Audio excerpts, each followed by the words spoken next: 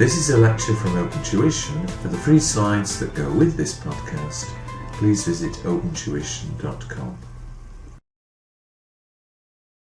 Corporate governance considers how companies are directed and controlled. And the problem arises because the people who own the company, that's the shareholders, are often not in day-to-day contact with the company or what's going on within it. That job has been delegated to the directors. The directors are the agents of the shareholders. They are the stewards, or the people who are looking after the company's assets. But how do the shareholders know that the directors are acting in the shareholders' best interests? Corporate governance is the system by which companies are directed and controlled. Historically, the annual general meeting at which members of the company would meet and vote on certain resolutions was one of the few ways in which this could be accomplished. And at the AGMs they would be presented with audited accounts. However, at least 12 months will go by between each AGM and each set of accounts, and this could leave plenty of scope for things to go wrong. Additionally, the directors were supposed to look after the day-to-day management of the company as a board, all meeting at once. But what often happened was that formal board meetings were rare, and there were lots of individual conversations, say between the chief executive officer and one director, and then another conversation with the second director, and so on, and the board as a whole could perhaps never see what the company was actually doing. The problems and issues with corporate governance came to a head after a number of high-profile and very large corporate failures. Questions were asked about why companies like Enron, WorldCom and more recently Lehman Brothers failed so spectacularly, when everyone had presumed that these companies had been well managed and well governed. The UK Corporate Governance Code can be quoted or used as an example of good practice in corporate governance. Here it states that the purpose of corporate governance is to facilitate effective entrepreneurial and prudent management that can deliver long-term success of the company.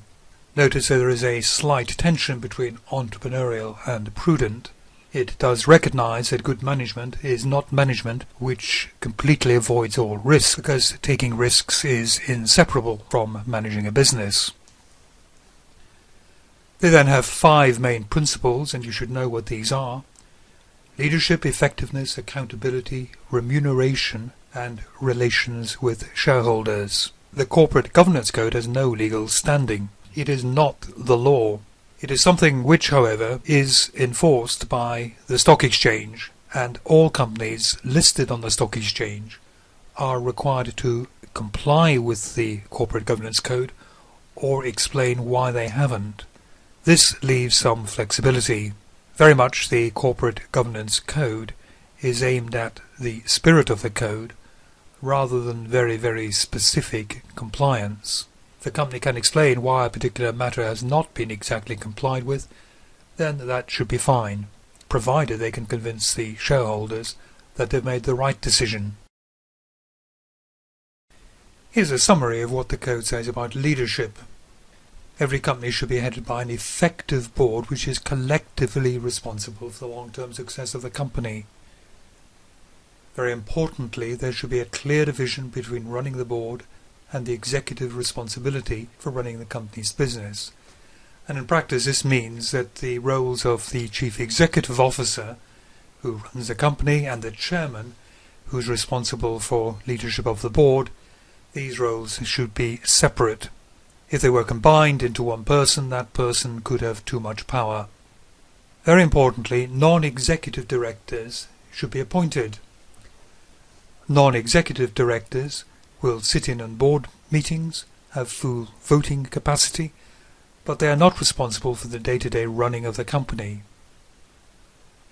The non-executive directors can watch what the executive directors are doing, give advice, and give warning. They fulfill a very important role indeed under the UK Corporate Governance Code.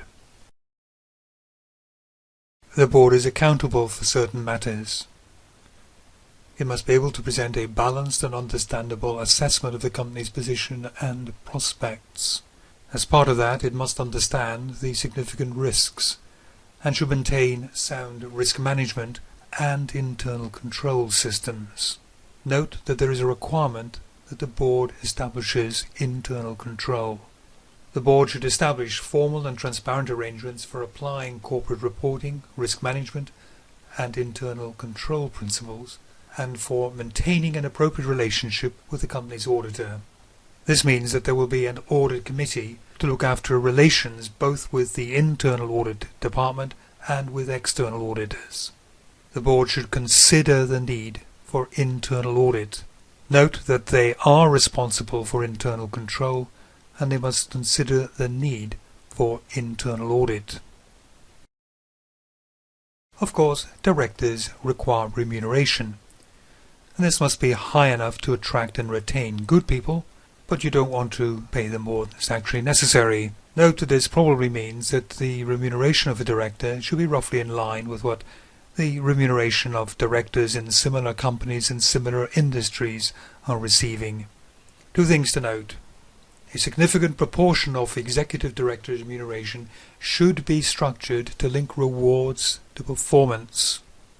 In other words, some sort of profit-related pay is very much required.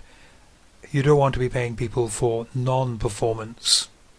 Secondly, there will be a remuneration committee. Again, this is composed of non-executive directors, and they will develop a policy for executive remuneration and fixing the remuneration and rewards packages of directors.